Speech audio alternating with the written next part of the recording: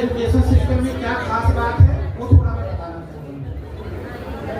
अभी क्या है कि क्लास में जाना है, सब लोगों ने बताया कि क्लास में जाएंगे कैसे। लड़कियां तो विशेष रूप से परेशान हैं।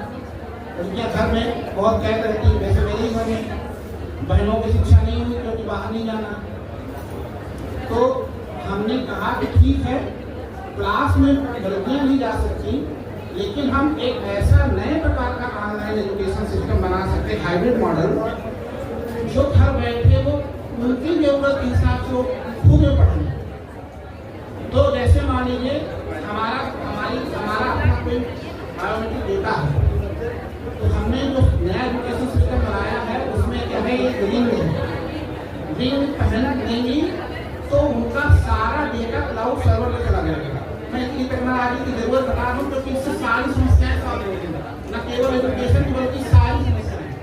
तो जैसे मान लीजिए रिंग पहन लिया, अगर रिंग में क्वांटम सेंसर्स लगे हैं तो उनका data, biometric data, psychological data, behavioural data, environmental data और भी जो भी उनका डेटा है, प्लस उनका जो कॉग्निटिव लेवल है, उनका जो डोमेन नॉलेज है सब्जेक्ट का, उनका जो प्रेफरेंसेस है, वो सारा क्लाउड सर्वर में जाएगा और वहाँ पे रियल टाइम ऑप्टिमाइजेशन होकर वो रिकमेंड कर देगा कि किसको क्या इनोवेशन करना है।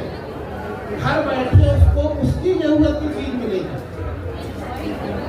उसको कंटेंट रिकमेंडेशन होगा, ये इसका कॉग्निटिव लेवल ये है, उसको बैकग्राउंड नॉलेज ये चाहिए, तो वो क्यूरेट करके देगा, कंटेंट जनरेट करेगा रियल टाइम पे ऑनलाइन इमीडिएट कि भैया तुम्हारी क्वालिटी लेवल के अनुसार तुम्हारे इनोवेशन के लिए ये चीज पढ़नी है, रोड लर्निंग नहीं करनी है, केवल वही चीज पढ़नी है जो काम की है।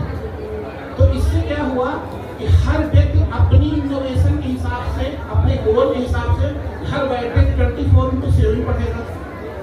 दूसरी बात, इनोवेशन के लिए कुछ चीजें चाहिए, ब्रेन में कुछ सपोर्ट चाहिए।